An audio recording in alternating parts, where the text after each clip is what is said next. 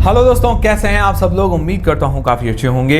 तो दोस्तों, आज मार्केट में धुआंधार तेजी देखने को मिली और इस तेजी के पीछे का कारण क्या रहा। क्या यूएस और ईरान के बीच में वॉर खत्म हो गई है या उसके अलावा कोई और कारण रहा, और कल की तारीख में मार्केट कैसा रहेगा। क्या ये तेजी जो है लगातार बरकरार रहेगी या कल की तारीख में कुछ प्रॉफिट बुकिंग देखने को मिलेगी, ऐसी गिरावट हो जाएगी। तो कैसा रहेगा मार्केट, उसके बारे में जानकारी लेंगे। उसके अलावा जो अभी एसएमई आईपीओ चल रहे हैं, क्योंकि अभी मेन बोर्ड आईपीओ तो है नहीं, उन्हीं में से एक आईपीओ क्यू लाइन बायोटेक का आईपीओ जो आज क्लोज हो चुका है। सब्सक्रिप्शन भी बढ़िया मिला है इसको, बट उसकी डिटेल्स हम थोड़ी बहुत ले लेंगे। और क्योंकि काफ़ी डिमांड आती है कि भाई आप इस पर तो वीडियो बनाइए, क्योंकि अभी ये मेन बोर्ड आईपीओस नहीं है, तो मैंने सोचा एसएमई पर वीडियो बना लेते हैं। तो देखिए, अभी क्यू लाइन बायोटेक की आज जानकारी ले लेंगे। इसकी जीएमपी ज़्यादा है, इसीलिए लोग डिमांड कर रहे हैं। फिर एक और आईपीओ मैरीट्रॉनिक्स आईपीओ जो कि 1 जून को ओपन होगा, उसकी भी जीएमपी थोड़ी ज़्यादा है, तो उसकी हम क्या है कि अगला जो नेक्स्ट वीडियो होगा उसके अंदर जानकारी लेंगे। देखिए, लोग जो एसएमई आईपीओस में अप्लाई करते हैं सिर्फ जीएमपी देख कर ही अप्लाई करते हैं ज़्यादातर, और एसएमई कंपनियां जो है हाई रिस्क वाली होती हैं, तो सोच समझ के ही आप अप्लाई करें। भाई जीएमपी ज़्यादा है, बाद में कुछ नुकसान भी हो जाए तो ये कुछ भी हो सकता है। एसएमई में इतनी क्लैरिटी नहीं होती है, ना ही इनका जो डेटा है पब्लिकली इतना ज़्यादा अवेलेबल होता है, क्योंकि स्मॉल कैप से भी छोटा सेगमेंट है, तो सोच समझ के करना है। और मैं कोई भी अगर आईपीओ की, अगर एसएमई आईपीओ की डिटेल्स प्रोवाइड करवाऊँ, क्योंकि कमेंट्स आते हैं कि भाई डिटेल्स प्रोवाइड कर, तो डिटेल्स मैं प्रोवाइड करवाता हूँ, पर ये ज़रूरी नहीं है कि आपको उसमें अप्लाई ही करना है। ऐसा ज़रूरी नहीं है। आपका मन हो तो अप्लाई कीजिए, नहीं मन हो तो मत कीजिए। ये चीज़ दिमाग में रखते हुए चलिए। एसएमई बहुत ज़्यादा रिस्की है, ठीक है ना। नुकसान होगा तो बड़ा हो जाएगा, फिर फंस भी सकते हैं। तो ये चीज़ दिमाग में रखते हुए आप कोई भी डिसीजन बनाएं। और इसमें एसएमईज़ में जनरली होता है कि भाई आधों के जो ये फाइनेंशियल रिकॉर्ड्स वगैरह ये भी पूरी तरह से सही नहीं होते हैं। आधे से ज़्यादा कंपनियाँ ऐसी होती है, और एसएमई में ज़्यादातर जो कंपनियाँ वो सक्सेस भी नहीं होती है।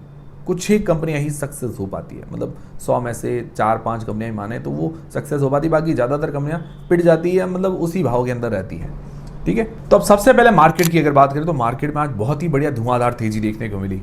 सेंसेक्स, निफ्टी जो बड़े इंडेक्स है उनके अंदर 1.4% जैसी तेजी बहुत जबरदस्त होती है। मतलब यूं मान के चले 1000 पॉइंट से ज्यादा की तेजी थी सेंसेक्स के अंदर, और निफ्टी में 300 पॉइंट की तेजी थी, मतलब 24,000 का लेवल भी क्रॉस कर दिया है। बाकी bank Nifty, mid cap index, small cap index, सारे इंडेक्स के अंदर बढ़िया तेजी देखने को मिली। स्पेशली जो आईटी इंडेक्स है जिस पर अभी बहुत ज्यादा प्रेशर है, उसके अंदर भी वापस रिकवरी देखने को मिली है। और एफआईआईज की तरफ से आज बाइंग रही 821 करोड़ रुपए के आसपास की। तो आज ऐसा क्या हो गया भाई कि आज एकदम से हमें तेजी देखने को मिली है। अब आपका पहला सवाल ये होगा कि भाई यूएस और ईरान के बीच में क्या वॉर खत्म हो गई है।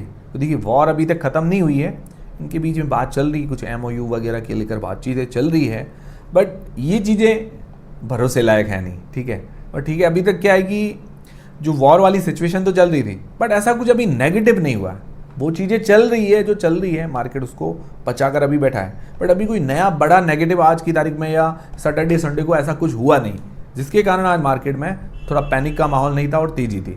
और तेजी आने के कारण क्या है कि जो क्रूड ऑयल के दाम हैं उनमें भी थोड़ी सी गिरावट देखने को मिली है, और एफआईआईज की तरफ से बाइंग देखने को मिली है। तो ये बड़े कारण रहे, कोई खास विशेष नेगेटिव नहीं हुआ। बाकी आईटी स्टॉक्स, जो बड़े बड़े स्टॉक्स हैं, उनमें भी वापस रिकवरी देखने को मिली, जिसके कारण भी मार्केट थोड़ा संभला है। अब कल के संकेत कैसे हैं, तो देखिए कल के संकेत इतने ज़्यादा कोई वीक नहीं है। जब तक कोई बड़ा नेगेटिव अनाउंसमेंट ना आ जाए, ईरान, यूएस, ट्रंप की तरफ से कोई बड़ा नेगेटिव अनाउंसमेंट नहीं आता है, तब तक कोई बुरे संकेत तो नहीं है।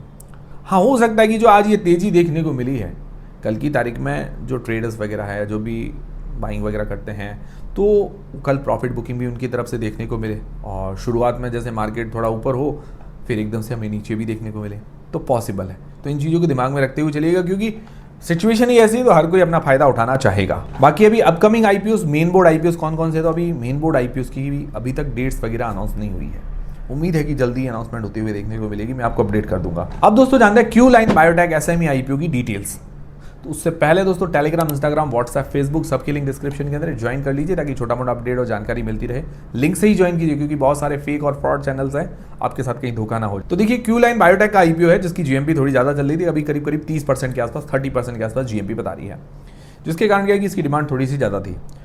21 से लेकर 25 जून के बीच में ये आईपीओ ओपन मतलब रहने वाला था। आज की तारीख में ये क्लोज हो चुका है, और 100 टाइम्स, 100 गुना से भी ज़्यादा इसको सब्सक्रिप्शन मिला है। देखिए, लोग जीएमपी ज़्यादा होती है तो अप्लाई करते ही हैं, ये चीज़ है। अब कल की तारीख में इसका अलॉटमेंट स्टेटस आ जाएगा, बट ब्रीफ में डिटेल ले लेते हैं कि भाई कंपनी कैसी है। तो सबसे पहली चीज़, कंपनी क्या काम करती है, कंपनी की डिटेल्स जान लेते हैं। तो देखिए, जो ये कंपनी क्या करती है, जो ब्लड टेस्ट करते हैं हम, ब्लड टेस्ट करने वाली जो छोटी से लेकर थोड़ी बड़ी मशीन, या शुगर टेस्ट होती है, यूरिन टेस्ट होता है, तो उनसे छोटी से बड़ी जो मशीनें वगैरह होती है उसके लिए छोटी छोटी इक्विपमेंट्स होते हैं, ये कंपनी वो मैन्युफैक्चर करती है और सेल करती है। और इसके अंदर जो केमिकल और टेस्टिंग के लिए जो छोटी छोटी चीज़ें लगती है वो भी ये कंपनी सेल करती है, वहाँ से इसका ज़्यादा रेवेन्यू जनरेट होता है। जैसे खून जांच करने वाली होती है उनको बोलते हैं हेमोटोलॉजी एनालाइजर्स, और शुगर और कोलेस्ट्रॉल वगैरह ये चेक करते हैं वो बायोकेमिस्ट्री एनालाइजर्स कहते हैं। तो ये सिंपल समझ में आ गया कि कंपनी क्या काम करती है। और जो ग्लूकोमीटर घर में होते हैं ना, हम शुगर वगैरह टेस्ट करते हैं, तो उस तरह के वो भी बनाती है मशीन्स जिसके अंदर शुगर वगैरह टेस्ट होती है। अब इसके फाइनेंशियल जान लेते हैं। फाइनेंशियल 2023 से 2025 और 31 दिसंबर 2025 तक एसेट्स के अंदर अच्छी ग्रोथ है, रेवेन्यू के अंदर भी इसकी साल दर साल अच्छी ग्रोथ है। प्रॉफिट आफ्टर टैक्स की बात करें तो प्रॉफिट के अंदर गिरावट देखने को मिली है, ये थोड़ा सा नेगेटिव पॉइंट है। रिजर्व्स 212 करोड़ रुपए के आसपास के हैं। बोरिंग भी बड़ी है, 243 करोड़ रुपए के आसपास की बोरिंग है, उधारी है। और इसका डेट टू इक्विटी रेशियो 1.06 का है, जो कि देखा जाए तो थोड़ा ज़्यादा है। हालांकि आईपीओ के पैसे से 90 करोड़ रुपए पे करने वाली है, बट आईपीओ के बाद भी डेट तो रह ही जाएगा। तो इस चीज़ पर कंपनी को फोकस करना पड़ेगा। देखिए जनरली जो ये एसएमई कंपनी अभी मैं देख रहा हूँ सब पर डेट बहुत ज़्यादा है, उधारी बहुत ज़्यादा है। इतनी छोटे छोटे स्तर की कंपनी, उनके भी फाइनेंशियल्स इतने ज़्यादा अच्छे नहीं हैं, तो इतने छोटे स्तर पर रिस्क बहुत ज़्यादा रहता है। इसीलिए मैं आपको तो रिस्की सेगमेंट है एसएमई, इसीलिए सोच समझ कर आप हाथ डालें। बाकी आरओई रिटर्न ऑन इक्विटी 17% के आसपास है। वैल्यूएशंस की बात करें तो वैल्यूएशंस देखिए इसका कोई पीयर कंपटीटर अभी है नहीं, ठीक है। तो ये एसएमई सेगमेंट के अंदर इसका पी है 20.8 का और प्राइस टू बुक है 2.8 के आसपास। प्राइस टू बुक के हिसाब से वैल्यूएशंस ठीक नजर आती है, पी वाइज थोड़ा सा हायर साइड नजर आती है, ठीक है। ओके वैल्यूएशंस कह सकते हैं, ज्यादा सस्ती नहीं कह सकते हैं। अब अगर आईपीओ की डिटेल्स के बारे में बात करें तो 21 से लेकर 25 मई के बीच में आईपीओ ओपन रहेगा। लिस्टिंग है 29 मई को, कल इसका अलॉटमेंट स्टेटस आ जाएगा और आईपीओ फेस वैल्यू 10 रुपए पर आ रहा है। प्राइस बैंड है 326 से 343 रुपए के बीच में। जनरली मैं एसएमई सेगमेंट के अंदर इतने बड़े प्राइस बैंड नहीं देखता हूँ, तो वैल्यूएशंस लग रहा है कि पी वाइज जो इतनी ज़्यादा सस्ती नहीं है, तो प्राइस बैंड वाइज भी लग रहा है कि भाई ज़्यादा सस्ता नज़र नहीं आ रहा है। लॉट साइज 400 शेयर्स का है। इशू साइज है 214 करोड़ रुपए के आसपास का, बड़ा इशू साइज है, पूरा फ्रेश इशू है। और मार्केट कैप 800 करोड़ रुपए के आसपास का है, मतलब ज़्यादा छोटी कंपनी ये नहीं है। तो ये हो गई कंप्लीट आईपीओ की डिटेल्स। ब्रीफ में मतलब फटाफट से मैंने आपको जानकारी दी है। अब इसके पॉजिटिव्स नेगेटिव्स जान लेते हैं। पॉजिटिव में देखिए रेवेन्यू के अंदर अच्छी ग्रोथ है और प्रॉफिट में थोड़ा सा गिरावट देखने को मिली है, तो ये थोड़ा नेगेटिव है। बाकी जो प्रोडक्ट बनाती है ये सेगमेंट अच्छा है, डिमांडिंग सेगमेंट है, बट हाईली कम्पिटिटिव सेगमेंट भी है। हालांकि अभी इसका जो रेवेन्यू मैक्सिमम जनरेट होता है 70% उत्तर प्रदेश के आसपास से जनरेट होता है। बाकी वैल्यूएशंस थोड़ी और सस्ती करते तो मुझे लगता है ज़्यादा बढ़िया रहता। और डेट थोड़ा ज़्यादा है, हालांकि आईपीओ के पैसे से थोड़ा पे कर रही है, बट थोड़ा सा ज़्यादा है, इस पर कंपनी को फोकस करना पड़ेगा। बाकी ओवरऑल ठीक ठीक कह सकते हैं कंपनी को, इतनी ज़्यादा भी वाव नहीं है और इतनी ज़्यादा भी ख़राब कंपनी नहीं कह सकते हैं, ये चीज़ है। बाकी मेरी तरफ से कोई बाय और सेल का रिकमेंडेशन नहीं है। ये जो अभी डिमांड है या लोग कह रहे हैं वो जीएमपी के कारण ही कह रहे हैं, और अभी जो सब्सक्रिप्शन भी मिला है 100 टाइम से ज़्यादा, वो भी जीएमपी के कारण ही है। तो मेन खेल जीएमपी का है, बट जीएमपी के भरोसे सारी चीज़ें नहीं करनी है।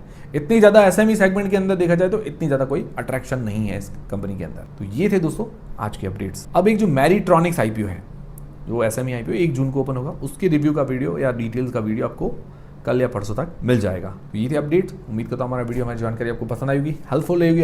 तो वीडियो को लाइक जरूर करें, चैनल को सब्सक्राइब कर ले। मिलते हैं दोस्तों अगले वीडियो के अंदर।